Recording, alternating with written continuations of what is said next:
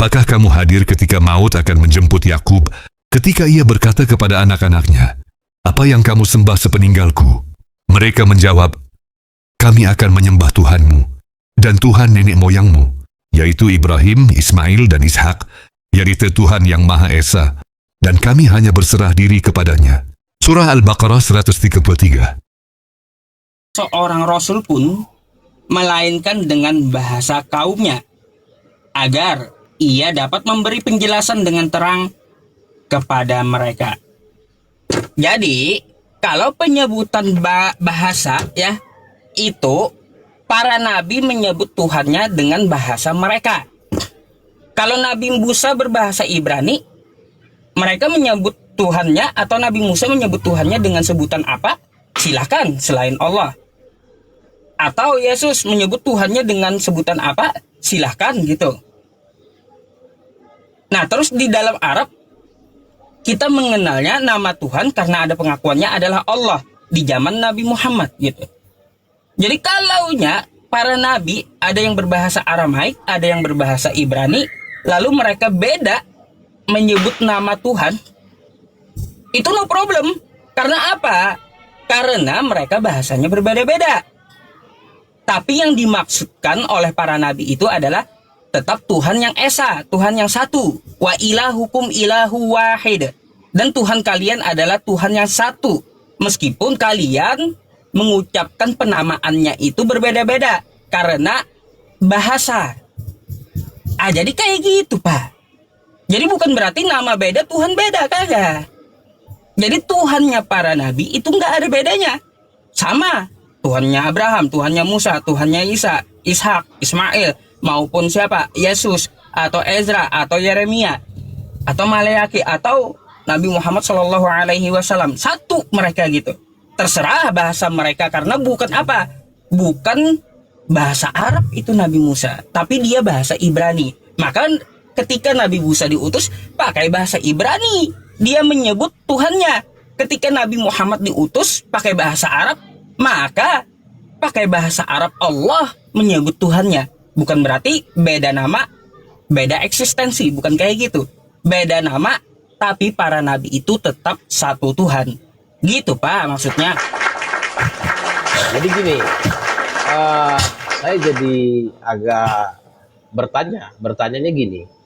Kalau itu sebutan, oke lah, masih bisa kita namanya sebutan. Berarti kalau sebutan itu bukan masalah nama, tapi masalah konsep di balik nama.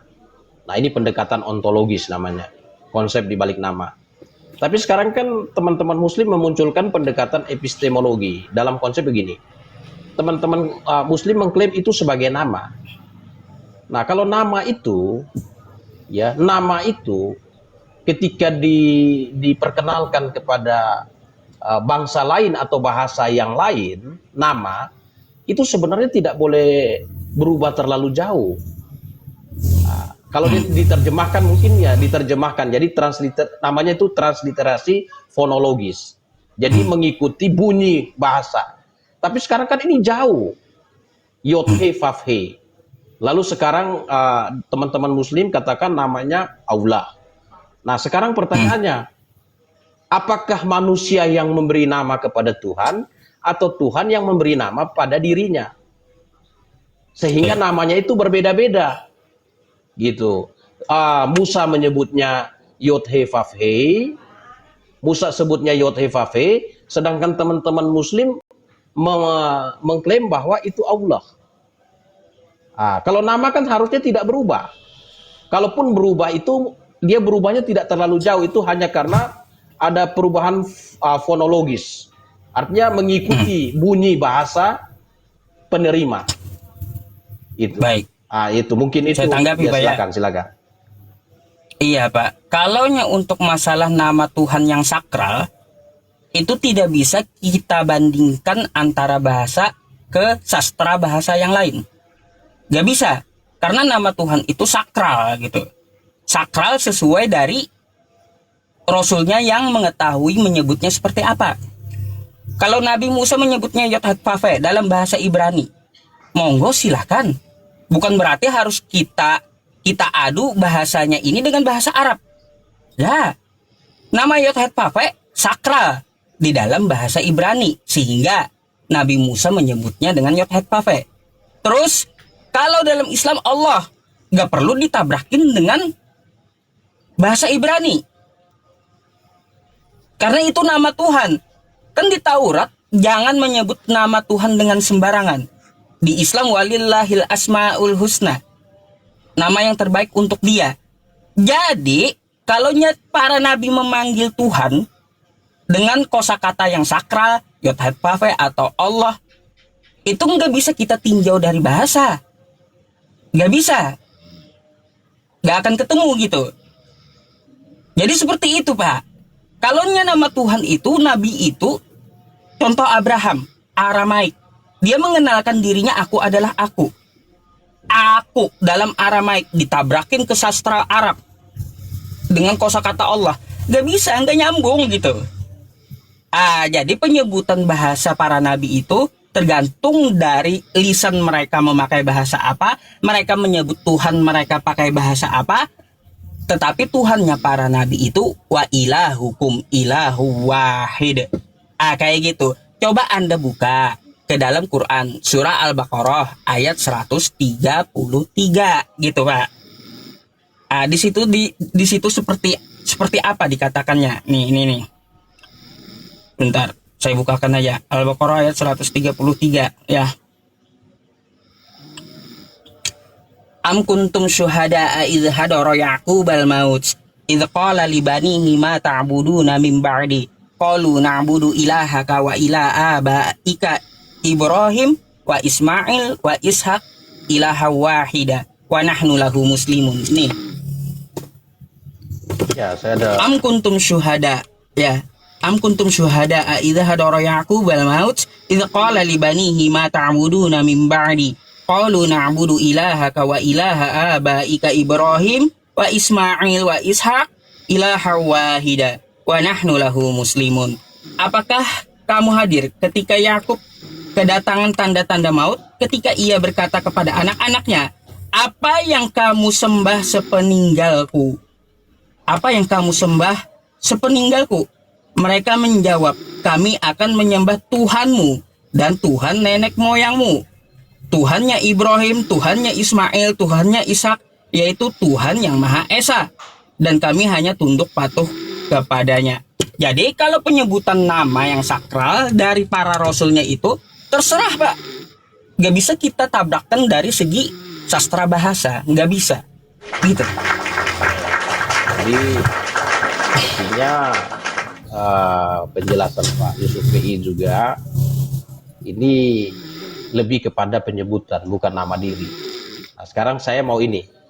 Tadi kan dibilang mengenai nama. Ini saya masih ikutin. Karena gini, kalau nama Tuhan yang diperkenalkan kepada Musa itu Yod-Heh-Vav-He, itu sebenarnya bukan nama diri, tapi itu nama pewahyuan. Karena di dalam Keluaran pasal 3 ayat 13, 14, ketika Musa bertanya tentang nama kepada Tuhan, Tuhan berkata, aku adalah aku. Aku adalah aku. Bahasa Ibraninya itu Eye Eser Eye. Aku adalah aku. Nah, orang-orang Israel di pihak yang menyembah Tuhan itu menyebutnya dengan, kalau bahasa Ibrani itu bentuk dari kata dasar haya, kal imperfect. Itu orang pertama aku. Nah, kalau orang ketiganya, dia adalah dia. Jadi orang Israel menyebut dia adalah dia. Jadi Yihye, Eser, Yihye. Jadi Yod-Heh-Vav-He. Jadi akhirnya orang Israel menyebutnya itu sebagai nama diri. Tapi Tuhan itu memperkenalkan nama pewahyuan. Aku adalah aku. Nah, pertanyaan saya, nama Allah dalam pemahaman teman-teman Muslim, itu nama itu mengandung makna apa? Atau memiliki arti apa? Silakan. Baik, Allah ya Allah Pak, sebuah nama. Sama kayak nama saya Yusuf, ya Yusuf gitu. Sebuah nama. Oh, berarti tidak ada mengandung makna. Nama yang sakral. Tidak ada Kalau maknanya dia yang patut disembah gitu. Oh, hanya seperti maksudnya itu maknanya seperti itu. Nah, kalau orang Iya. berarti kan beda kan, berarti ada perbedaan karena Yod He Vav He itu bukan nama diri sebenarnya, itu nama pewahyuan. Nama disebut nama diri karena orang Israel. Orang Israel menyebut nama Tuhannya, dia adalah dia. Yihye Eser Yihye. Jadi akhirnya disingkat jadi Yod He Vav He. Oke, itu penyebutan no problem Pak. Kalau saya nggak membahas itu, ya itu hanya terkendala masalah pembahasan aja menurut saya gitu. Oke, berarti masalah nama nggak ada persoalan ya? Karena kan sekarang ada yang mempersoalkan masalah itu. Mempersoalkan. Nggak pernah masalah itu. Oke. Karena apa? Mempunyai syariat masing-masing. Likulin ja'alna minhuma syir'atan wa min hadza. Kan kayak gitu. Oke, nah saya mungkin close apa? Kalau saya tidak bertanya lagi, tapi kalau Pak Yusuf ini izinkan saya closing statement dulu dari. Silakan. Ya, jadi closing statement saya gini, sebenarnya tema di atas itu berupaya untuk memisahkan. Pak Yusuf ingin memisahkan, saya paham karena memang karena Pak Yusuf seorang Muslim, jadi tidak bisa menghubungkan antara apa yang diajarkan Yesus dengan apa yang diajarkan Rasul Paulus. Jadi Rasul Paulus itu menerangkan semuanya. Nah, legitimasi ajaran Rasul Paulus itu dilegitimasi oleh Rasul yang lain, oleh Rasul Petrus misalnya dalam 2 Petrus 3 ayat 15-16. Jadi apa yang diajarkan Paulus bukan mengajarkan sesuatu yang bertentangan dengan Yesus Kristus. Rasul Paulus itu menerangkan posisi pengajaran yang disampaikan oleh Yesus Kristus. Mengenai tadi Taurat misalnya, Yesus Kristus dituduh oleh ahli Taurat meniadakan hari Sabat karena tidak memahami. Nah, itu. Jadi mungkin itu saja. Saya pikir mungkin hanya karena tidak melakukan Terima kasih, disiplin. Pak. Oke. Disiplin ilmu teologi. Terima kasih mengenai atas kekristen. diskusinya. Ya, makasih Pak. Terima kasih untuk Oke, kesempatan. terima kasih Pak Suat ya atas diskusinya. Thank you. Oke, boleh kita naikkan teman yang lain yang antri ya. Silakan Pak. Makasih. Oke. Terima kasih sama-sama Pak. Selamat malam. Malam.